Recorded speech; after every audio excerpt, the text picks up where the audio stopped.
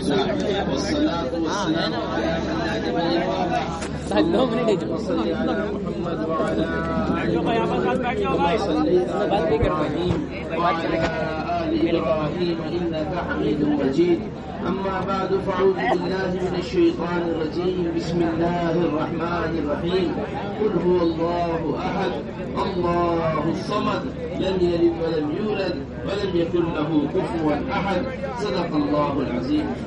میرے محترم دوستوں، بزرگوں، بھائیوں، اللہ جل جلالہ عم نوالہ آپ حضرات کی اس تعلیم کو اور آپ حضرات کے اس کے حاصل کرنے کو بے حد قبول فرمائے.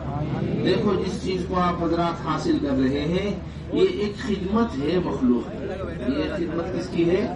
مخلوق کی. جتنا اس کے اوپر نیت کی درستگی ہوگی اللہ تبارک و تعالی اتنے ہی فنون آپ حضرات کے اوپر کھولیں گے. ایک ڈاکٹر ڈاکٹری پڑھ رہا ہے، ایک انجینئر انجینئرنگ پڑھ رہا ہے، ایک تاجر تجارت پڑھ رہا ہے، ایک زراعت پڑھ رہا ہے. جتنی بھی چیزیں آپ حضرات پڑھ رہے ہیں ان میں سب سے پہلی شرط اس کے فائدے کے حاصل کرنے کی یہ ہونی چاہیے کہ ہم اس سے لوگوں کو نفع پہنچائیں گے، اپنا نفع اس سے حاصل نہیں کریں گے. یہ سارے شعبے، چاہے وہ وکالت کا شعبہ ہو، چاہے وہ ڈاکٹری کا شعبہ ہو، یہ پہلے زمانے میں خدمت کے شعبے ہوا کرتے تھے. اب اس زمانے میں یہ کمانے کے شعبے ہو گئے. پہلے زمانے میں کس کے شعبے ہوا کرتے تھے؟ خدمت کے شعبے.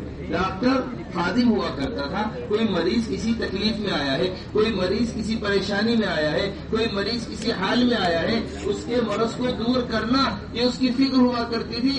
اب ڈاکٹری کی تعلیم مہنگی ہو گئی اس واسطے کیونکہ ایک کمانے کا ذریعہ بن گیا ہے. ایک آدمی مقدمے میں پھنسا ہوا ہے، جیل کے اندر بند ہے، یہ اس کو چھٹانے کی فکر، اہل حق کو حق دلانے کی فکر، یہ ایک طرح کی خدمت ہوا کرتی تھی. اب وکالت ایک مستقل طور پر کمانے کا ذریعہ بن گیا ہے. وکالت مستقل طور پر کمانے کا ذریعہ بن گیا ہے. جب یہ شعبے کمانے کے ذریعے بن جاتے ہیں، جب یہ شعبے کمانے کے ذریعے بن جاتے ہیں تو ان کی جو فوائد ہیں وہ انسان کے سامنے نہیں رہتے. ورنہ ایک معمولی سا کیڑا ہے، ایک معمولی سی مکھی ہے، شہد کی مکھی جو ہوا میں اڑ رہی ہے اور لوگوں کے نفع کے واسطے شہد کو جمع کرتی ہے، جا کر پھول کو چوستی ہے، پھول کا رس نکال کر لے کر آتی ہے. اس پھول کے رس کو نکالنے کے واسطے اللہ جل جلالہ عم نوالہ نے جو قرآن میں لفظ کا استعمال کیا ہے وہ یہ کیا ہے، وَأَوْحَى رَبُّكَ إِلَى النَّحْلِ، اور تیرا رب وہی کرتا ہے، یعنی رہبری کرتا ہے ایک مکھی کی کہ وہ کس پھول سے پھل کے لیے اور کس پھول سے رس کو چوسے شہد کے نکالنے کے لیے. اب سوچیے تو صحیح، جب ایک معمولی سا کیڑا وہ انسان کے نفع کی بنانے والی چیز کو لیے محنت کر رہا ہے اور اللہ اس کی رہبری کر رہے ہیں. اب سوچئے جب انسان کو نفع پہنچانے کے واسطے کوشش کرے گا تو اسے کتنا بڑا اجر ملے، کتنا بڑا اجر ملے. حدیث شریف کے اندر آتا ہے ایک اعتکاف کرنے والے کے اعتکاف پر، بات سمجھے گا ہمارے اچھی طریقے سے، یہ حدیث ہمیشہ یاد رکھیے گا پوری زندگی. ایک اعتکاف کرنے پر اتنا بڑا اجر ہے کہ ایک دن کے اعتکاف پر اللہ تبارک و تعالی دوزخ اور اس کے درمیان ایسی بڑی بڑی خندق کھود دیتے ہیں جتنا آسمان اور زمین کا فاصلہ ہے، جتنا آسمان اور زمین کا ایک دن کے اعتکاف کے اوپر. عبداللہ ابن عباس رضی اللہ عنہ ایک بڑے صحابی ہیں، وہ مسجد نبوی میں اعتکاف کیے ہوئے تھے. اعتکاف کے اندر تھے، اتنے میں ایک صاحب آئے، بڑے غمزدہ، بڑے افسردہ، بڑے پریشان حال، آ کر غمزدہ ہو کر بیٹھ گئے ایک مسجد کے کونے کے اندر. عبداللہ ابن عباس نے پوچھا کیا بات ہو گئی، تم غمزدہ کیوں ہو، تم پریشان کیوں ہو؟ یہ میرے اوپر قرض آ گیا ہے. میرے اوپر کیا آ گیا ہے؟ قرض آ گیا ہے. اور اس صاحب قبر کو جان کو میں وہ سبق کی گواہی دے کر کہتا ہوں کہ اتنا بڑا قرض ہے کہ میں اس قرض کو ادا نہیں کر سکتا. عبداللہ ابن عباس نے کہا کیا میں تمہاری سفارش نہ کر دوں جا کر، اس کا قرض ہے کہ قرض کو معاف کر دے یا تمہیں کچھ مہلت دے دے قرض کی ادائیگی کے واسطے. انہوں نے کہا یہ تو میرے لیے بڑا کام ہو جائے گا. اپنے چپل اٹھائے اور مسجد سے باہر آ گئے. لوگوں نے کہا ارے عبداللہ ابن عباس کہاں جا رہے ہیں آپ مسجد سے باہر؟ آپ تو اعتکاف کے اندر تھے، آپ تو اعتکاف میں تھے، آپ نے اپنا نفلی اعتکاف کیسے توڑ دیا؟ آپ کیسے مسجد سے باہر آ گئے؟ فرمانے لگے میں نے حضور اکرم صلی اللہ علیہ وسلم کو فرماتے ہوئے سنا ہے جو آدمی ایک دن کا اعتکاف کرتا ہے اللہ تبارک و تعالی اس کے اور دوزخ کے درمیان 3 ایسی بڑی بڑی خندق کھود دیتے ہیں، جتنا فاصلہ زمین آسمان کا ہے اتنی بڑی ایک خندق ہوتی ہے، اور ایسی 3 بڑی بڑی خندقیں کھود دیتے ہیں ایک دن کے اعتکاف کے اوپر۔ لیکن ساتھ ساتھ میں نے یہ بھی سنا ہے کہ جو آدمی کسی مسلمان کی کوئی ضرورت پوری کرتا ہے اللہ اسے 10 سال کے اعتکاف کا اجر دیتے ہیں۔ اللہ، کتنے سال کا اعتکاف؟ 10 سال کے اعتکاف۔ اب دیکھیے میں کہنا چاہتا ہوں کہ کتنی ساری ضرورتیں ہیں آپ کی تعلیم کے ذریعے جو اللہ تبارک و تعالی انسانیت کی پوری کرائے۔ سب سے پہلی چیز تو ہمیں اس کو سمجھنا چاہیے۔ پھر نمبر دوسری چیز، جتنی ہم تعلیم حاصل کر رہے ہیں اور جتنا ہم نظام کائنات دیکھ رہے ہیں، یا سورج کا نکلنا دیکھ رہے، سورج کا ڈوبنا دیکھ رہے، فلاں چیز سے فلاں چیز بنتی ہے، فلاں چیز سے ہوتی ہے، اس ساری چیزوں کو کائنات کے نقشوں کو بجائے کائنات کے نقشے کے جوڑنے کے، کائنات کے نقشوں کو خالق کائنات سے جوڑنا چاہیے۔ جتنا اللہ کو سمجھنے کا آپ کے پاس موقع ہے اتنا کسی ایک عام آدمی کے پاس موقع نہیں ہے۔ جس تعلیم کو آپ حضرات حاصل کر رہے ہیں اگر ہم اسی میں الجھ کر رہ گئے تو وہی تعلیم ایک اللہ کا نہ ماننے والا بھی حاصل کر رہا ہے۔ دنیا ایسے بن گئی تھی، ستارہ ایسا کرتا ہے، چاند سے یہ ہوتا ہے، سورج سے یہ ہوتا ہے۔ علامہ اقبال نے یہ تعریف کی ہے ایک اللہ کے ماننے والے کی، ایک اللہ کے نہ ماننے والے کی۔ کافر کی یہ پہچان ہے کہ آفاق میں گم ہے، مومن کی یہ پہچان ہے کہ گم اس میں ہے آفاق۔ کافر کی کیا پہچان ہے؟ وہ آفاق میں گم ہے، ستاروں کو دیکھ رہا ہے، ستارے کے منافع سوچ رہا ہے، سورج کو دیکھ رہا ہے، سورج کے منافع سوچ رہا ہے، چاند کو دیکھ رہا ہے، چاند کے منافع سوچ رہا ہے۔ انہی ستاروں آسمانوں کے اندر غائب ہو کر رہ گیا ہے، جبکہ پورا نظام ایک اللہ کے اندر، ایک اللہ کے بندے کے اندر پورا نظام چل رہا ہے۔ جب تک ایک اللہ اللہ کہنے والا موجود رہے گا اللہ تبارک و تعالی اس نظام کو چلاتے رہیں گے۔ جب ایک اللہ اللہ کہنے والا بھی ختم ہو جائے گا پھر اللہ تبارک و تعالی اس پورے نظام کو ہی ختم کر دے گا۔ سب سے قیمتی اگر کوئی پرزہ ہے اس پورے کارخانے کے اندر جو سورج کو نکال بھی رہا ہے، سورج کو ڈبا بھی رہا ہے، چاند کو جلا بھی رہا ہے، چاند کو غائب بھی کر رہا ہے، دریوں کو بہا رہا ہے، پہاڑوں کو اپنی جگہ روکے ہوئے ہے، آسمان کو اس نیلے صاحبان کو ہمارے اوپر روکے ہوئے ہیں، اگر ایک ذرہ ہے کوئی وہ کلمہ لا الہ الا اللہ محمد رسول اللہ، ایسا مضبوط ذرہ، ایسا مضبوط پرزہ ہے، ایسی مضبوط طاقت ہے۔ بس ہماری ذمہ داری یہ ہے کہ اس پھیلے ہوئے نقشوں میں فلاں کرنے سے فلاں کام ہو گیا تھا، فلاں کے کرنے سے فلاں ہو گیا تھا، ایک دوسری چیزوں سے نہیں ملانا چاہیے۔ عقل الگ چیز ہے، دین الگ چیز ہے، اس کو سمجھیے اچھی طریقے سے۔ علی بن ابی طالب رضی اللہ تعالی نے فرماتے ہیں کہ اگر دین عقل کے ساتھ ہوتا اور عقل سے سوچ کر دین کے اوپر چلا جاتا اور حکم سے دین کا تعلق نہ ہوتا تو ہم خفین پر جو مسح کرتے ہیں وہ بجائے مسح اوپر کرنے کے پیر کے نیچے ہم مسح کرتے ہیں۔ پیر گندا کہاں سے ہو رہا ہے؟ نیچے سے، اور مسح کہاں پر ہو رہا ہے؟ اوپر ہو رہا ہے مسح۔ صفا مروہ پر دوڑ رہی ہے اما ہاجرہ، اور اب کون دوڑ رہے؟ عورت نے دوڑنا شروع کیا تھا، عورت کا دوڑنا روک دیا گیا ہے، مردوں کو دوڑنے کا حکم دے دیا گیا ہے۔ مردوں کو دوڑنے کا، ارے سمجھ رہے بات کو ہماری یا نہیں سمجھ رہے؟ اس واسطے عقل ہر جگہ نہیں لڑانی چاہیے انسان کو۔ ہم یہ سمجھتے ہمارے عقل میں تو بات نہیں آ رہی، ہم اس بات کو کیسے مانیں؟ ارے ہماری عقل کی حیثیت ہی نہیں ہے اتنی کہ ہم اس بات کو سمجھ لیں، یہ بات اچھی طرح سمجھیں۔ جب اللہ جل جلالہ عم نوالہ نے عقل کو پیدا کیا، شاہ عبد العزیز نے تفسیر عزیزیہ کے اندر اس روایت کو نقل کیا ہے کہ جب اللہ جل جلالہ عم نوالہ نے عقل کو پیدا کیا تو عقل کے 100 ٹکڑے بنائے۔ کتنے ٹکڑے کیا عقل کو؟ 100 ٹکڑے۔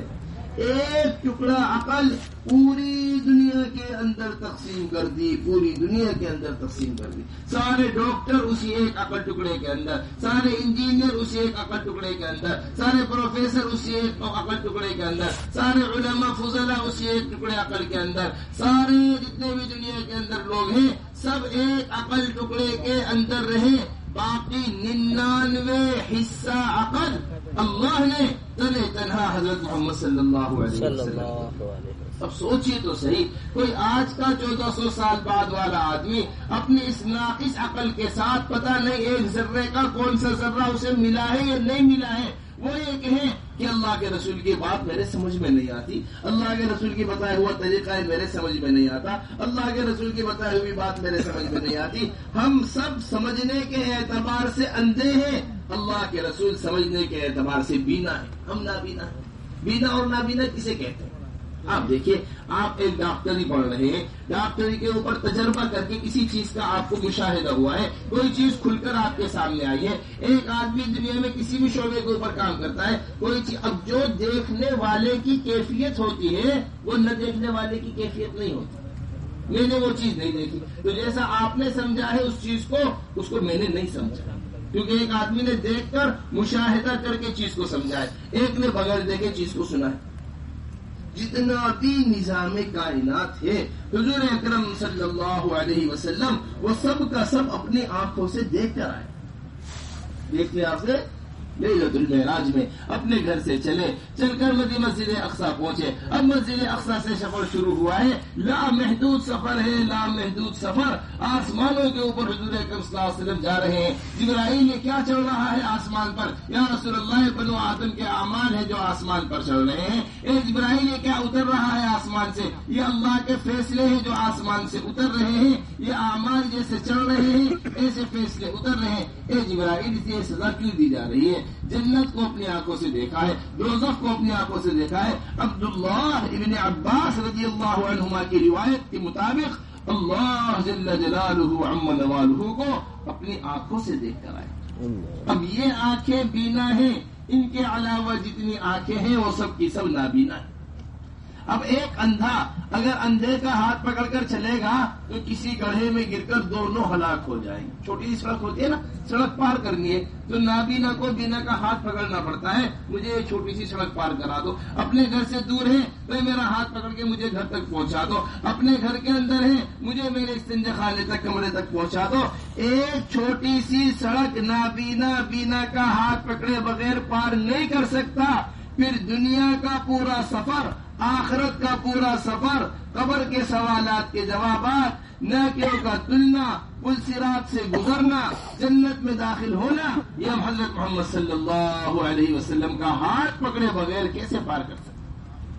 بس میرے محترم دوستو، اس بات کو اچھی طریقے سے آپ سمجھیے کہ جتنا بھی پھیلا ہوا نقشہ ہے حضور اکرم صلی اللہ علیہ وسلم نے انہیں احکامات کے ساتھ جوڑا ہے. کہیں نہیں پڑھایا جائے گا یہ بات کہ زلزلے اس واسطے آ رہے ہیں کیونکہ زمین کے اوپر زنا ہو رہا ہے. کہیں نہیں پڑھائی جائے گی یہ بات قحط اس واسطے آ رہا ہے، بارش اس واسطے نہیں ہو رہی ہے کہ زمین کے اوپر گناہ ہو رہا ہے. حدیث شریف کے اندر آتا ہے جب زمین کے اوپر کوئی گناہ ہوتا ہے تو سب سے دور رہنے والا آبادی سے پرندہ، بعض لوگوں نے اس کی تحقیق میں کہا ہے کہ سرخاب پرندہ وہ سب سے زیادہ دور رہتا ہے آبادی سے. وہ سب سے زیادہ دور رہنے والا پرندہ جو اپنے گھونسلے میں انڈے دیے ہوئے ہیں آبادی سے دور، آبادی میں گناہ ہونے کی وجہ سے وہ پرندہ تک متاثر ہو جاتا ہے. گناہ وہ پرندہ تک، دل کے اندر چیونٹی، سمندر کے اندر مچھلی، درخت کے اوپر پرندہ ایک گناہ سے متاثر ہو جاتا ہے. اب سوچیے تو صحیح، وادی میں رہنے والے، آبادی میں رہنے والے لوگ یہ کس قدر کے متاثر ہو.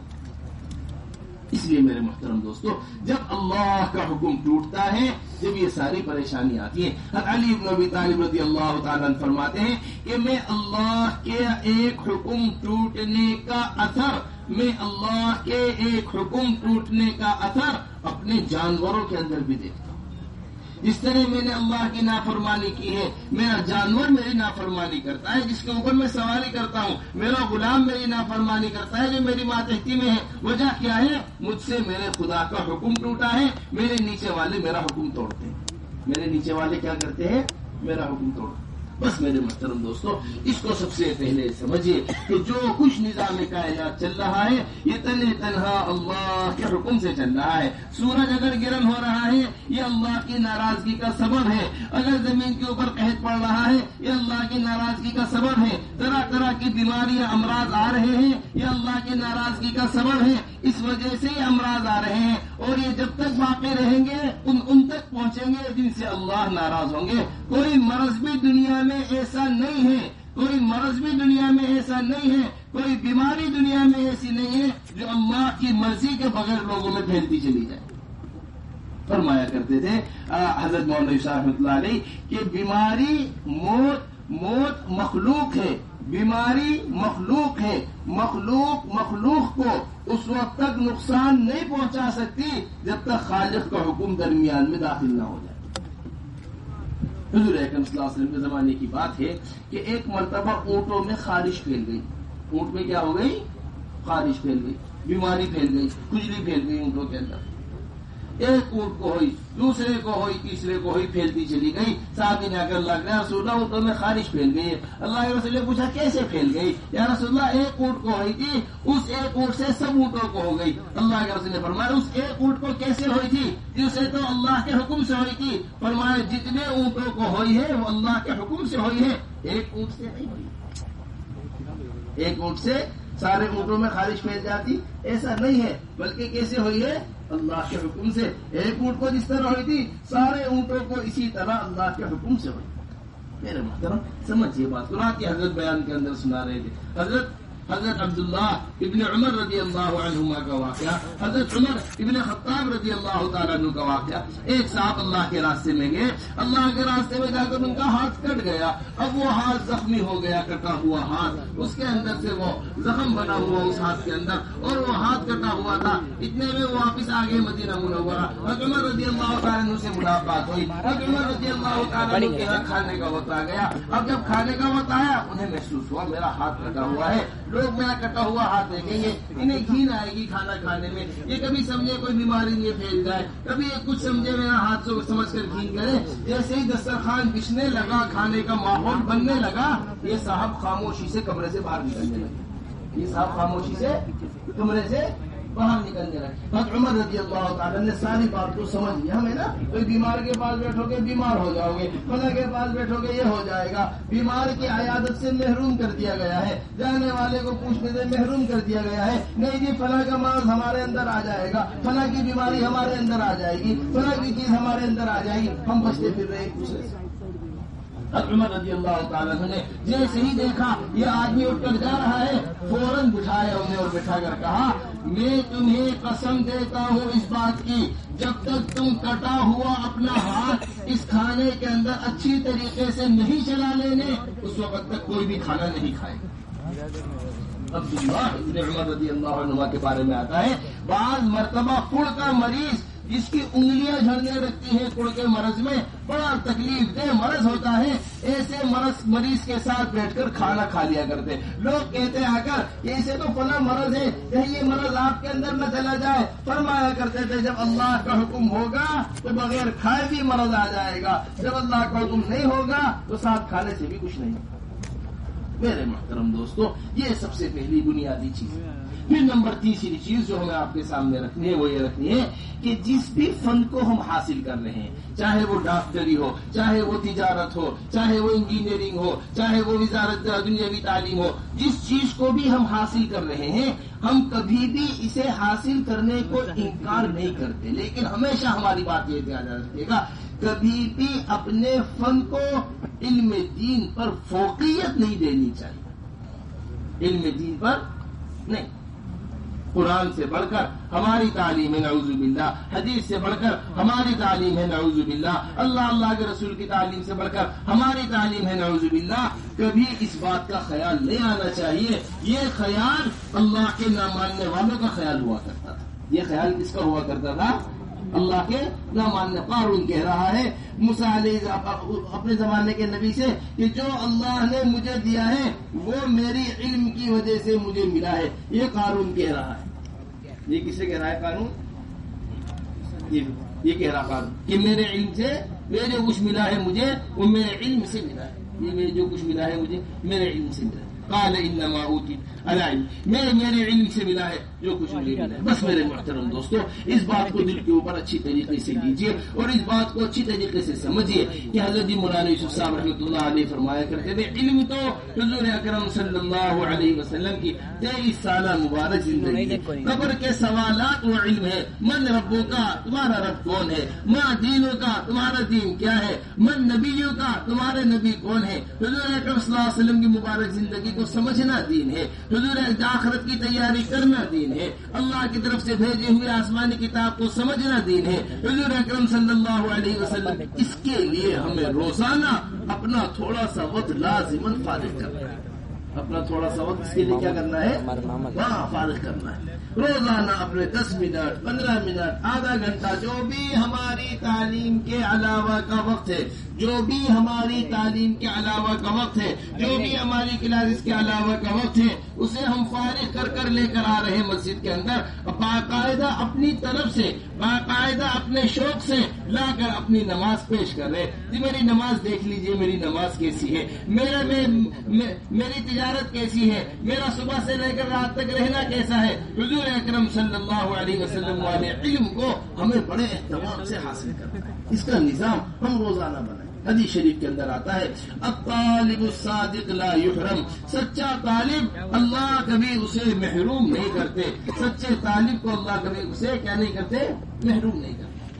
ہم یہ کہتے ہیں ایک ڈاکٹر کی قوم کو ضرورت ہے، ایک انجینئر کی قوم کو ضرورت ہے، ایک وزیر کی قوم کو ضرورت ہے، لیکن یہ ضرورت جب پوری ہو سکتی ہے قوم کی جب اس کے دین زندگیوں کے اندر دینداری ہو۔ اگر اس کی زندگی کے اندر دینداری نہیں ہے، اگر اس کی زندگی کے اندر انصاف نہیں ہے، اگر اس کی زندگی کے اندر بہتری نہیں ہے، اگر اس کی زندگی کے اندر تقویٰ نہیں ہے، اگر اس کی زندگی کے اندر پاکی نہیں ہے، تو بجائے اس کی ڈاکٹری سے فائدہ ہونے کے اس کی ڈاکٹری سے قوم کو نقصان ہوگا، اس کی ڈاکٹری سے قوم کو کیا ہوگا، یہ فائدہ پہنچانے کے بجائے نقصان کا ذریعہ بنے گا، یہ فائدہ پہنچانے کے بجائے نقصان کا ذریعہ بنے گا۔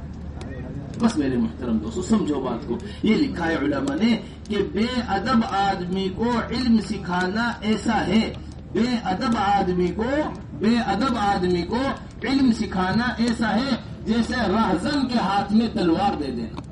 راہزن ہوتا ہے نا ڈاکو، پہلے ڈاکو کس سے کر رہا تھا، پہلے ڈاکو چھین رہا تھا لوگوں سے مال، جھپٹ رہا تھا، ہاتھوں کے ذریعے لڑائی کر رہا تھا، اب ہم نے اس کے ہاتھ میں کیا دے دی، لا کر تلوار دے دی۔ اب بتائیے آپ پہلے زیادہ نقصان ہو رہا تھا یا اب زیادہ نقصان ہو رہا ہے؟ بعد میں راہزن کے ہاتھ میں تلوار دے دینا، بے ادب آدمی کو علم سکھانا ایسا ہے۔ اس واسطے زندگیوں کے اندر انسانی ہمدردی ہونی چاہیے، انسانی ہمدردی۔ یہ مدینہ منورہ کا نظام ہے، یہ عدالتوں کا نظام اسلامی نظام ہے، یہ اسپتال کا نظام اسلامی نظام ہے، یہ حکومت چلانے کا نظام ایسا اسلامی نظام ہے۔ اللہ کے رسول نے ایک صحابی نے چھڑی مار دی، چھڑی، اللہ کے رسول صلی اللہ علیہ وسلم امام الانبیاء سید الانبیاء، اور وہ آ کر کیا کہہ رہے، یا رسول اللہ مجھے تو بدلہ چاہیے، مجھے کیا چاہیے، بدلہ۔ اللہ کے رسول نے چھڑی ہاتھ میں لی، لو تم میرے چھڑی مار لو۔ نہیں یا رسول اللہ، جب آپ نے میرے چھڑی ماری تھی میں نے کرتا اتارا ہوا تھا، آپ نے تو کرتا پہنا ہوا ہے، آپ نے کیا ہے، کرتا پہنا ہوا ہے۔ اللہ کے رسول صلی اللہ علیہ وسلم نے اپنا کرتا اتار دیا، لو میں کرتا اتارتا ہوں تم اب چھڑی مار لو۔ وہ صحابی کمر کے پیچھے گئے، پیچھے مہر لگی ہوئی تھی نبوت کی، ختم نبوت کی مہر، اسے جا کر بوسہ دیا۔ فرمایا رسول اللہ میں تو اس کو بوسہ لینا چاہ رہا تھا، اس واسطے میں نے جسم مبارک سے کرتا اتروایا، میں تو اس کو کیا لینا چاہ رہا تھا، اس کا بوسہ لینا چاہ رہا ہے۔ اس واسطے یہ انصاف، یہ طریقہ اسلام کا سکھایا جا رہا ہے۔ یہ عدالتوں کے اندر انصاف ہے، یہ نہیں میں نے اچھی وکالت پڑھی ہے میں ظالم کا ساتھ دوں گا، مجھے ظالم پیسہ زیادہ دے رہا ہے میں ظالم کا ساتھ دوں گا۔ یہ انصاف، یہ اسلامی وکالت نہیں ہے، یہ اسلامی عدالت نہیں ہے، یہ اسلامی وکالت نہیں ہے، یہ اسلامی عدالت نہیں ہے۔ حدیث شریف کے اندر آتا ہے، بلکہ واقعہ لکھا ہے علی بن ابی طالب رضی اللہ تعالیٰ عنہ کا۔ ایک مرتبہ علی بن ابی طالب رضی اللہ تعالیٰ عنہ کی زرہ گر گئی بازار میں، ایک یہودی نے وہ زرہ اٹھا لیا۔ ایک زرہ کہتے ہیں جنگی لباس کو، لوہے کا لباس ہوتا ہے، پہلے زمانے میں پہنا جایا کرتا تھا، جنگی لباس ہوتا ہے، اسے پہنتے تھے، اسے زرہ کہتے تھے۔ بڑی اچھی بات ہے، जीरा उठा दी गिरी हुई, लोहे का लिबास होता है, जंगी लिबास, तलवार से हथियार से बचाने के वास्ते पहनते हैं, वो ले गया। अब अली रज़ी अल्लाह ताला ने देखा कि मेरी जीरा, मेरा वो जंगी लिबास वो फला आदमी के पास है, जाकर कहा उससे यहूदी से, लाओ वो जीरा हमें हमारी वापस करो, जंगी लिबास वापस करो। उसने कहा नहीं ये तो मेरी है। उसने कहा नहीं मेरी, अली रज़ी अल्लाह मेरी है। दोनों के दरमियान आपस में बातचीत चली, चलो अदालत चलते। अदालत में जो जज मुतअय्यन किया गए थे, जो अदालत में जज थे, उन्हें अमीरुल मोमिनीन अली इब्न अबी तालिब ने खुद मुतअय्यन किया था, खुद मुतअय्यन किया। काजी शुरा उनका नाम था। जैसे ही अली रज़ी अल्लाह ताला अदालत में गए, देखा अमीरुल मोमिनीन अदालत में आ रहे हैं, जज साहब कुर्सी से उतरकर नीचे बैठे। अमीरुल मोमिनीन को कुछ सारा मंजर यहूदी देख रहा, इनका मुल्क है, इनका इलाका है, इनका तय किया हुआ जज है। जज इनको देखकर कुर्सी से उतरकर नीचे बैठ गया है। अदालत की कुर्सी पर अली रज़ी अल्लाह ताला ने को बुलाया है, बिठाया है। पूछा अमीरुल मोमिनीन कैसे तशरीफ लाना हुआ अदालत में, क्या बात पेश आ गई, क्या सवाल है, क्या खिदमत कर सकते हैं? भाई इन्होंने हमारी जीरा ले ली है, आप हमारी जीरा इनसे हमें वापस दिलवाइए। अली रज़ी अल्लाह ताला ने जज साहब ने पूछा, अमीरुल मोमिनीन ने बताइए, जीरा उनके पास है, गवाह आपके पास होना चाहिए। कौन गवाह है इस जीरा के ऊपर? कहा मेरे दोनों बेटे गवाही देंगे, हजरत हसन है, ये दोनों गवाही देंगे कि ये जीरा मेरी है। कहा अली अमीरुल मोमिनीन, बेटों की गवाही बाप के हक में कबूल नहीं होती। बेटों की गवाही, एक जीरा पर जन्नत के जवानों के सरदार है, सय्यदा शबाब अहली जन्ना, हुज़ूर अकरम सल्लल्लाहु अलैहि वसल्लम के नवासे हैं। कैसे बड़े लोग हैं, कैसे बड़े लोग हैं, हजरत हसनैन, हजरत हसन रज़ी अल्लाह। नहीं, बेटे की गवाही बाप की हक में। और कोई गवाह है आपके पास? अरे मेरा गुलाम है कंबर, वो गवाही देगा, उसे भी मालूम है कि ये जीरा मेरी है। नहीं अमीरुल मोमिनीन, गुलाम की गवाही आका के हक में हम कबूल नहीं करेंगे। और कोई गवाह है आपके पास? नहीं मेरे पास इन्हीं 3 लोगों को पता है कि ये लिबास मेरा है। फरमाया नहीं, फिर तो हमारा फैसला ये है कि ये जीरा यहूदी के पास ही रहेगी, आप जीरा नहीं ले सकते। ये मंजर देखकर फौरन यहूदी ने कहा, अशहदु अल्ला इलाहा इल्लल्लाह व अशहदु अन्ना मुहम्मदन रसूलुल्लाह। मेरे मुहतरम दोस्तों, समझो बात को अच्छी तरीके से। मौलाना मुजफ्फर साहब का तो करीब का ये 1400 साल पुराना रज़ी अल्लाह ताला का वाक़या, ये 100 साल भी नहीं गुजरे। मौलाना मुजफ्फर साहब कानले के रहने वाले, हमारे खानदान के बड़ों में थे। बड़े मजे का वाक़या भाई नाम साहब लिखा है। मौलाना मुजफ्फर साहब, एक मरतबा अदालत के अंदर बहस चली गई, मुसलमानों की जमीन, मुसलमानों ने दावा किया हमारी जमीन है, गैर मुस्लिमों ने दावा किया हमारी जमीन है। अंग्रेज जज था, अंग्रेज जज के पास चला गया केस। अब दोनों तरफ से गवाहों को पेश किया गया, बहस मुबाहिस से बाद अब गवाही देने का वक्त आया, तो मुसलमानों ने भी अपने अपने गवाह लेकर आए। सब अंग्रेज गैर मुस्लिमों से पूछा गया कि भाई तुम्हारे गवाही कौन देगा कि जमीन तुम्हारी है, उस गवाह को लेकर आओ। कहने लगे जी मुसलमानों में से मौलाना मुजफ्फर साहब गवाही देंगे। सब हैरान रह गए कि मौलाना मुजफ्फर साहब तो बड़े मुआलिम है, बड़े हमारे बड़े उलमा में गुजरे। अदालत के अंदर तशरीफ लाए। जज ने पूछा उनसे कि ये जमीन किसकी है? कहने लगे जी मैं गवाही देता हूँ, ये जमीन मेरे हिंदू भाइयों की जमीन है। किसकी जमीन है? कहने लगे, फरमाने लगे, यहाँ ये साहब केस जीत गए हैं जिनकी जमीन है, केस ये जीते हैं, जमीन इनकी हो गई है, लेकिन अदालत में इस्लाम जीत गया। अदालत में क्या जीत गया? हाँ, ये इस्लामी निजाम है, ये इस्लामी तालीम है। ये नहीं कि मैं तुम्हें दबाकर ज्यादा खुद हूँ। हजरत फरमाया करते थे, एक होता है जानवरों का निजाम, एक किसका निजाम होता है? एक होता है इंसानों का निजाम। आज जितनी भी दुनिया के अंदर लड़ाई चल रही है, वो जानवरों के निजाम को सामने रखकर चल रही है। उसकी मिसाल हजरत दिया करते थे। ये जानवरों के निजाम में ये नहीं देखा जाता कि मैं अपनी जरूरत के वास्ते लड़ रहा हूँ, ये इख्तिदार के वास्ते लड़ रहा हूँ। ये लड़ाई जरूरत की नहीं है जो हम देख रहे हैं, ये इख्तिदार की लड़ाई। हजरत इसकी मिसाल दिया करते थे, फरमाया करते थे, एक घर के अंदर एक मुर्गा है। एक घर के अंदर क्या है? मुर्गा। मुर्गे के पास बहुत बड़ा सहन मौजूद है। घर का पूरा सहन किसका है? मुर्गे का है। पूरे सहन को अकेला मालिक है। खाने के वास्ते मुर्गे के पास सुबह शाम का दाना मौजूद है। खाने की किसी किस्म की कमी नहीं है।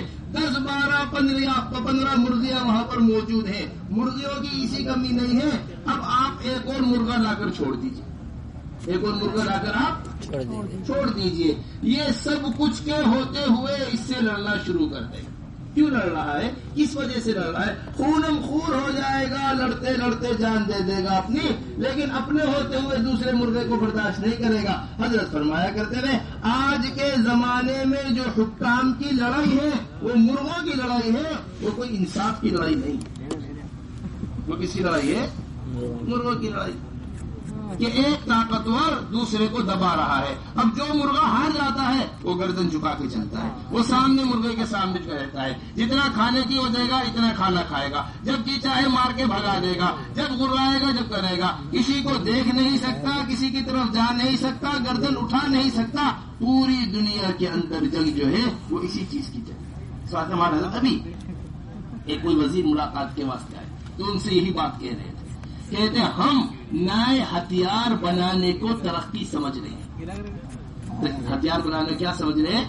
ترقی۔ یہ ہتھیار بنانا ترقی نہیں ہے، ہتھیار بنانا تنزلی ہے۔ ہتھیار بنانا پہلے آدمی ہاتھوں سے لڑا کرتے تھے، پھر ترقی ہوئی تلواریں نکل کر آ گئے، پھر ترقی ہوئی بارود بن گیا، بارود تیار ہو گیا، پھر ترقی ہوئی پیٹ میں ہتھیار نکل کر آ گئے، بیٹھے بیٹھے پورا شہر۔ اب ہم اسے ترقی کہہ رہے ہیں کہ لڑنے کی ضرورت نہیں ہے، سر کے اوپر سے جہاز گزرے گا، پورا شہر ہلاک کر کے چلا جائے گا۔ اب تو جہاز گزارنے کی بھی ضرورت نہیں ہے، بیٹھے بیٹھے ایک بٹن دبائیں گے، راجی ٹوڑ کر پورا شہر کو ہلاک کر دے گا۔ ہمارے حضرت فرماتے ہیں یہ ترقی نہیں ہے، ترقی یہ تھی کہ بجائے ہاتھوں سے جو لڑائی ہو رہی ہے وہ لڑائی بھی ہاتھوں کی ختم ہو جائے۔ ترقی ہوتی بجائے ہتھیار بنا بنا کے شہر تباہ کر کے ہم ترقی سمجھے نہیں۔ اتنا امن قائم ہو، اتنی شانتی قائم ہو، اتنا سکون قائم ہو کہ دنیا سے لڑنے کے ہتھیار ہی ختم ہو جائے، یہ انسانیت کی ترقی ہے۔ یہ انسانیت کی کیا ہے؟ بس میرے محترم دوستو، اس بات کو ذرا دل کے اوپر لینا پڑے گا کہ ہم حضور اکرم صلی اللہ علیہ وسلم کی اس مبارک زندگی کو سمجھیں۔ اللہ کے رسول صلی اللہ علیہ وسلم کیسا عمل لے کر آئے ہیں، حضور اکرم صلی اللہ علیہ وسلم کیسا انصاف لے کر آئے ہیں، حضور اکرم صلی اللہ علیہ وسلم کیسی زندگی لے کر آئے ہیں، اس زندگی کا تعارف کرانا یہ آپ حضرات کی ذمہ داری ہے۔ بات سمجھنا ہماری زندگی میں، جس میدان کے اندر، جن اسکولوں کے اندر، جن کالجوں کے اندر آج آپ حضرات تعلیم حاصل کر رہے ہیں اور کل کو ان سے فارغ ہو کر جس عدالت کی کرسی پر اللہ آپ کو بٹھائے گا، جس وزارت کی کرسی پر اللہ آپ کو بٹھائے گا، جس اسپتال کی کرسی پر لے جا کر ڈاکٹر کے عہدے پر لے جا کر اللہ آپ کو بٹھائے گا، جس وکالت کے عہدے پر لے جا کر اللہ آپ کو بٹھائے گا، ہماری سب سے بڑی ذمہ داری ہے ان شعبوں پر دین کا تعارف کرانا، ان شعبوں پر دین کا تعارف۔ یہ ہمارے کہ اللہ تبارک و تعالی نے جس مسلمان کو جس جگہ بھی رکھا ہے اپنے تعارف کے لیے رکھا۔ یہ انبیاء علیہ السلام کا کام ہوا کرتا تھا، چاہے وہ سلیمان علیہ السلام ہو جو ہواؤں میں اڑ رہے ہو تخت کے اوپر، پوری دنیا کے اوپر بادشاہت کر رہے ہو، پوری دنیا پر بادشاہت کرتے ہوئے بھی اللہ کا تعارف کرا رہے ہیں، یا وہ عیسیٰ علیہ السلام ہو جو اپنا کھانے پینے کا بھی انتظام نہیں ہے، ایک لوٹا ایک لاٹھی لیے چل رہے ہیں، وہ بھی اللہ کا تعارف کرا رہے ہیں، وہ بھی اللہ کا کیا کرا رہے ہیں، چاہے حکومت ہو یا نہ ہو، جس جگہ اللہ نے رکھا ہے وہ تعارف کے لیے رکھا ہے۔ پھر میرے محترم دوستو آخری بات ہم یہ عرض کریں گے کہ سنتوں کا بڑا اہتمام ہونا چاہیے زندگی کے اندر۔ کس کا اہتمام ہونا چاہیے؟ اسلامی تعارف اور اسلامی پہچان ہے، یہ پہچان کہ ہم جس بھی ماحول کے اندر ہیں، جو اجر آپ حضرات کو سنت لباس پہننے پر، سنت چہرہ رکھنے پر، حضور اکرم صلی اللہ علیہ وسلم کی سنتیں اختیار کرنے پر جو اجر آپ کو ملے گا وہ اجر کسی عام آدمی کو نہیں مل سکتا۔ ماحول کیونکہ مخالف ماحول ہے، حدیث شریف کے اندر آتا ہے کہ جو آدمی ایسے ماحول میں میری سنت کو زندہ کرے جہاں سنت کو مٹایا جا رہا ہو، جہاں سنت کو مٹایا جا رہا ہو، اسے 100 شہیدوں کا ثواب ملتا ہے۔ کتنے شہیدوں کا؟ اللہ کے رسول صلی اللہ علیہ وسلم ایک شہید کا ثواب بیان کر رہے ہیں۔ اتنا اونچا درجہ ہوگا ایک شہید کا، اتنا اونچا درجہ ہوگا۔ اللہ کے رسول صلی اللہ علیہ وسلم نے سر مبارک کو اپنا اتنا اوپر کیا کہ سر کے اوپر جو ٹوپی یا چیز پہنی ہوئی تھی اللہ کے رسول صلی اللہ علیہ وسلم نے، وہ پیچھے گر گئی۔ صرف ایک شہید کا ثواب بتاتے ہوئے آپ سوچئے تو صحیح، جب ایک شہید کا یہ ثواب ہے تو 100 شہیدوں کا کیا ثواب ہے؟ وجہ کیا ہے؟ مخالف ماحول میں سنت پر عمل کرنے سے آنے والی تکالیف اس کے درجے کو بڑھا دیتی ہے. اس کے درجے کو کیا کر دیتی ہے؟ دوست ہنس رہے ہیں، یار ہنس رہے ہیں، ارے تم نے کیسے کپڑے پہنے ہوئے، ہمارے یہاں تو اس کے کپڑے نہیں پہنے جاتے، ارے تم نے کیسا چہرہ بنا لیا ہے، ہمارے یہاں تو ایسا چہرہ نہیں بنایا جاتا، تم نے کیسے بال رکھے ہوئے ہیں، ہمارے یہاں تو ایسے بال نہیں رکھے جاتے، تو کیسے کھانا کھا رہا ہے، ہمارے یہاں تو ایسے کھانا نہیں کھایا جاتا. جتنی چاروں طرف سے اس کے اوپر تکلیفیں آ رہی ہیں یہ اس کے درجے کو بڑھاتی چلی جا رہی ہے، یہ اس کے درجے کو بڑھاتی چلی جا رہی ہے. اس لیے میرے محترم دوستو اس کا تو پوری طریقے سے اہتمام ہونا چاہیے کہ سنتوں پر عمل یہ انسان کو بڑے اونچے مقام پر پہنچا دیتا ہے. بڑے اونچے، چھوٹے سے تھے حضرت جی مولانا یوسف صاحب، بڑے چھوٹے سے کیا کہنا چاہیے عمر تھی اس وقت. ایک مرتبہ حضرت جی مولانا الیاس صاحب رحمۃ اللہ علیہ نے بلوایا اور بلا کر کہنے لگے، اے یوسف قطب بننا چاہتے ہو؟ قطب، یہ قطب کا مقام بڑا اونچا ہوتا ہے. قطب ہوتے ہیں، ابدال ہوتے ہیں، اللہ ان سے بڑے بڑے کام لیتے ہیں دنیا کے اندر. کہنے لگا حضرت قطب بننا بھی کوئی آسان کام ہے، ابدال بننا بھی کوئی آسان کام ہے، بڑے بڑے وظیفے پڑھنے پڑتے ہیں، بڑے بڑے چلے کاٹنے پڑتے ہیں، پھر کہیں جا کر آدمی قطب اور ابدال کے مقام کو پہنچتا ہے. یہ بزرگی کے مقام ہوتے ہیں اونچے اونچے، ان بزرگی کے مقام پہ بڑی مشکل سے آدمی پہنچتا ہے. فرمایا نہیں، جس جگہ حضور اکرم صلی اللہ علیہ وسلم کی سنتوں کو مٹایا جا رہا ہو تم وہاں سنتوں کو زندہ کرو، اللہ قطب اور ابدال کے مقام پہ پہنچا دے گا. اللہ کہاں پہنچا دے گا؟ قطب اور ابدال کے مقام. اس واسطے میرے محترم دوستو اپنا لباس، ہماری مجبوری ہے کہ ہم اسکول جا رہے ہیں تو اسکول کا ڈریس پہننا ہماری مجبوری ہے، لیکن جیسے ہی اسکول سے نکل رہے ہیں اس ڈریس کو اتار دینا یہ ہمارے اوپر ضروری ہے. یہ ہمارے اوپر کیا ہے؟ مجبوری کا درجہ. ایک مجبوری کے درجے میں آدمی وقتی طور پہ کسی چیز کو کر رہا ہے تو وہ ایک مجبوری کا درجہ ہے، لیکن جہاں تک اسے اختیار ہے وہاں تک دین پر عمل کرنا چاہیے. دیکھو بات سمجھنا ہمارے اچھی طریقے سے، جتنا دین پر چلنے کا اختیار اللہ نے ہمیں دیا ہے، اگر ہم اس اختیار پر ہم دین پر نہیں چلے تو جن چیزوں پر آج مسلمان کو اختیار نہیں ہے اللہ کبھی بھی اس پر ہماری مدد نہیں کرے. اللہ کبھی بھی اس پر، کیوں؟ کیونکہ جتنی چیز پر اختیار ہے جب ہم اسے ہی اختیار نہیں کر رہے ہیں تو جس پر ہمارا اختیار نہیں ہے اس پر اللہ کی مدد کیسے آ جائے گی؟ اس پر اللہ کی مدد کیسے آ جائے گی؟ اس لیے میرے محترم دوستو اس بات کی سب سے زیادہ فکر دل کے اوپر لو.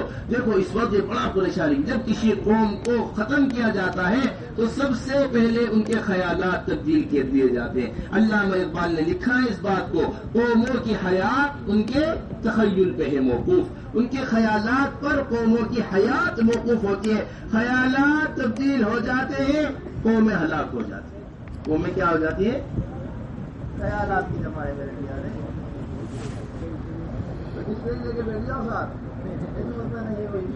قیام کیا ہوتی ہے؟ خیالات جو ہوتے ہیں نا اس کے آدمی کی کیا ہوتی ہے؟ تو سب سے پہلا جو پریشانی ہے ہم معمولی سمجھتے ہیں کہ میری مرضی میری مرضی میں جیسا جی چاہے کپڑا پہنو، میری مرضی میں جیسی جی چاہے شکل رکھوں، میری مرضی میں جیسے جی چاہے کپڑے لباس رکھوں، میری مرضی میرے جیسے جی چاہے بال رکھوں. یہ میری مرضی ہے نا میرے محترم. جس طرح ہم نماز میں اپنی مرضی نہیں چلا سکتے اسی طرح باقی تمام زندگی میں بھی اپنی مرضی نہیں چلا سکتے.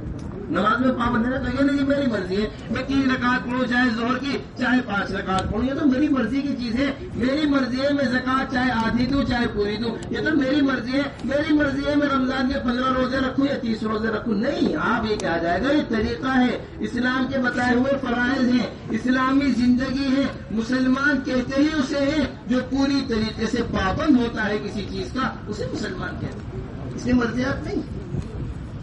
اس واسطے ان باتوں کو سمجھیے اچھی طریقے سے، ان باتوں کو دل کے اوپر لیجئے کہ ہم لباس میں حضور اکرم صلی اللہ علیہ وسلم والا لباس تلاش کریں. ہم چہرہ حضور اکرم صلی اللہ علیہ وسلم والا چہرہ رکھیں، ہم سر پہ بال حضور اکرم صلی اللہ علیہ وسلم جیسے بال رکھیں، ہمارا رہن سہن جتنا بھی ہے حضور اکرم صلی اللہ علیہ وسلم جیسا ہو. اور اگر بڑی مجبوری کے درجے میں کسی چیز کو چھوڑنا پڑ جائے تو اس کا ایسا غم ہو جیسا شوگر کا مریض میٹھا چھوڑتے ہوئے غم زدہ ہوتا ہے. شوگر کا مریض ہوتا ہے نا، ایک شوگر بڑی ہوئی ڈاکٹر نے کہا ہے ابھی کچھ دن تک آپ کو میٹھے کی طرف دیکھنا بھی نہیں ہے، دیکھنے سے بھی شکر بڑھ جائے گی آپ کی. اب وہ رسگلہ آ گیا وہ بیچارہ منہ زبان کے اوپر ہونٹوں کے اوپر اپنی زبان پھیرتا رہتا ہے اور اسے کھا نہیں سکتا میں اسے غم ہے اس کو چھوڑنے کا، اسے غم ہے اس میٹھے کو چھوڑنے کا، اگرچہ طبیعت اس کی طرف مائل ہے. ایسا غم ہوا کرے حضور اکرم صلی اللہ علیہ وسلم کی سنت کو چھوڑنے کا. یہ میں اس پر عمل نہیں کر پا رہا، یہ میری مجبوری ہے، یہ میرے اندر غم ہونا چاہیے، افسوس ہونا چاہیے کہ اللہ کے رسول صلی اللہ علیہ وسلم کی اس سنت پہ بھی میں عمل کروں. میرے محترم دوستو، پھر ان ساری چیزوں کو لے کر ہمارا کچھ نہ کچھ وقت اللہ کے راستے میں نکلنا ہے. یہ بڑی بنیادی چیز ہے. دیکھیے جتنا ہم اپنے اس زمانے کو لے کر اللہ کے راستے میں نکلیں گے اتنا ہی زندگی محفوظ ہوتی چلی جائے گی. اللہ تبارک و تعالیٰ کو سب سے زیادہ پسندیدہ چیزوں میں وہ ہے کہ وہ نوجوان جس کی عبادت کہاں گزری ہو، جس کی جوانی عبادت کی حالت میں گزری ہو. 7 لوگ جو عرش کے سائے میں ہوں گے ان میں سے ایک وہ نوجوان ہوگا جس کی عبادت، جس کی جوانی کہاں گزری ہوگی، اللہ کی عبادت میں گزری ہوگی. یہ نوجوان حضرات صحابہ رضی اللہ اجمعین کی جوانیاں وہ اللہ کے راستے کی دین کی خدمت میں گزارا کرتے ہیں. عبداللہ ابن عمر فرماتے ہیں کہ میری زندگی کی سب سے سخت ترین رات وہ رات ہے جس رات اللہ کے رسول نے فرمایا عبداللہ ابن عمر تم چھوٹے ہو، ابھی اللہ کے راستے میں نہیں نکل سکتے، اور میری زندگی کی سب سے پسندیدہ رات وہ رات ہے جس رات کو اللہ کے رسول صلی اللہ علیہ وسلم نے فرمایا اے عبداللہ ابن عمر اب تم بڑے ہو گئے ہو، اللہ کے راستے میں جا سکتے.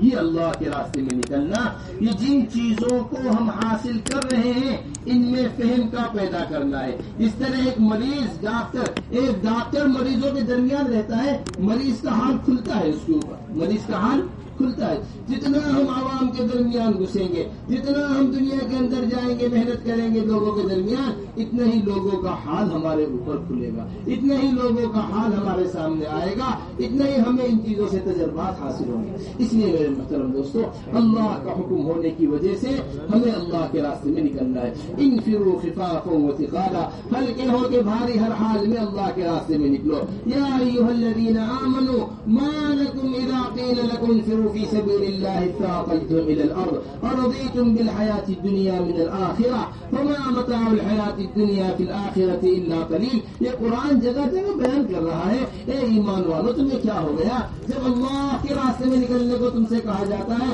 تم زمین کے اوپر بوجھل ہو جاتے ہو، تم زمین کے اوپر بھاری ہو جاتے ہو، تم زمین کے اوپر بھاری ہو جاتے ہو. اللہ کے راستے کے خروج کا ایسا اہتمام ہمارا ہونا چاہیے. سب سے پہلی چیز وہ اللہ کے راستے کا خروج ہے. دوسری چیز روزانہ اپنے اسکول کے اندر، اپنے کالج کے اندر تمام سے اس بات کی فکر کریں کہ روزانہ کچھ نہ کچھ ملاقاتیں ہماری کالج کے اندر ہوا. یہ تو کوئی بہت بنیادی چیز ہے.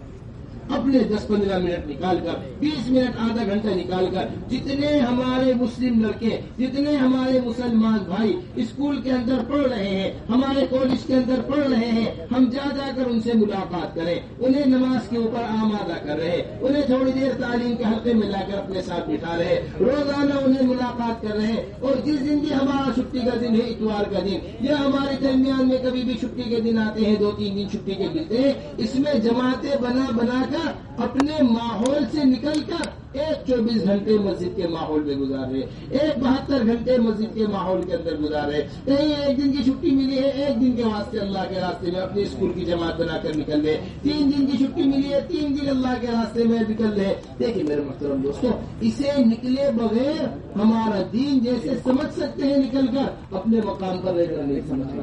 جب آدمی اپنے ماحول سے نکلتا ہے نا تو جس ماحول کی برائی کا اسے احساس ہوتا ہے، ورنہ کسی بھی ماحول میں رہتے اس کی برائی کا احساس ختم ہو جاتا ہے. اس کی برائی کا کیا ختم ہو جاتا ہے؟ تو آپ کو ایک مثال دیتا ہوں. ایک عطر میں رہنے والی لڑکی، عطر کی دکان ہوتی ہے نا، عطر کی عطار کہتے ہیں انہیں، عطر والوں. تو ایک عطر میں رہنے والی لڑکی، اس کی رشتہ اور شادی ہو گئی گوشت والوں میں، قصائی. دونوں کام اچھے کام ہے، ایک طرف گوشت کی کٹائی ہوتی ہے، ایک طرف عطر بنتا ہے. ہاں، تو ان کے گھر کے اندر سارے دن دیکھ کے اوپر عطر پک رہا ہے، عطر کی خوشبو ہے، عطر کا ماحول ہے، گھر کے اندر خوشبو ہی خوشبو ہے، پوری زندگی خوشبو کے اندر گزری. اب اتر کر کہاں گئے؟ فوراً صحیح والوں میں آ گئی. اب یہاں کیا ہو رہا ہے؟ جانور گرایا جا رہا ہے، ذبح ہو رہا ہے، ایک طرف کوٹا پڑا ہوا ہے، ایک طرف خون پڑا ہوا ہے، ایک طرف گوشت رکھا ہوا ہے، ایک طرف کالے پڑی ہوئی ہے. اب جو وہ رخصت ہو کر آئی ہر وقت کپڑا اٹھا کر اپنے منہ پہ رکھے. کبھی بھی وہ بیچاری سانس اس کے بغیر لیا نہ جائے، ناک منہ پہ بند رکھے اپنی مستقل. ان سارے کی چیزوں کی بدبو یہ کیسے برداشت ہو؟ ابھی ہفتہ گزرا تھا، 10 دن گزرے تھے، بڑی خوشی خوشی ایک دن اپنی ساسو اماں کے پاس آئی، آ کر کہنے لگی ساس اماں میرے مبارک قدم تمہارے گھر کے اندر کیا پڑے ہیں، تمہارے گھر کی تو ساری بدبو ہی ختم ہو گئی، تمہارے گھر کی ساری بدبو ختم ہو گئی. ساس نے کہا نہ بیٹا، بدبو تو اسی طرح ہے اس طرح تو پہلے دن آئی تھی، تیرا احساس ختم ہو گیا ہے. تیرا کیا ختم ہو گیا ہے؟ یہاں ایسی عادی بن گئی کہ اس بدبو کا جو احساس تھا، بس میں کہنا چاہتا تھا کہ جس ماحول میں ہم ہیں اس ماحول میں کیا کمی ہے، مستقل اس ماحول میں رہنے کی وجہ سے اس کمی کا احساس ختم ہو گیا. جب ہم اس ماحول سے نکلیں گے، راتوں کی تہجد ہو رہی ہے، نماز کا اہتمام ہو رہا ہے، ذکر کا اہتمام ہو رہا ہے. جس طرح ایک بیمار آدمی کو اسپتال میں رکھا جاتا ہے علاج کے واسطے، آپ جس علاج ماحول کے اندر تھے وہاں ایسا انفیکشن پھیلا ہوا تھا، وہاں ایسی بیماری پھیلی ہوئی تھی، اگر آپ اسی ماحول کے اندر رہتے آپ کی بیماری بڑھ جانے کا خطرہ تھا. اس واسطے ہم آپ کو اس ماحول سے نکال کر رہے ہیں. اب ڈرپ لگائی جا رہی ہے، ایکس رے کیے جا رہے ہیں، سر کے اوپر ڈاکٹر کھڑا ہوا ہے، وقت پر غذا دی جا رہی ہے، علاج کیا جا رہا ہے، ضرورت کے انجیکشن لگائے جا رہے، سارا علاج اسپتال کے اندر. جس طرح ایک جسمانی علاج اسپتال کے اندر ہوتا ہے، اسی طرح ایک روحانی علاج اللہ کے راستے میں نکلنے سے ہوتا ہے.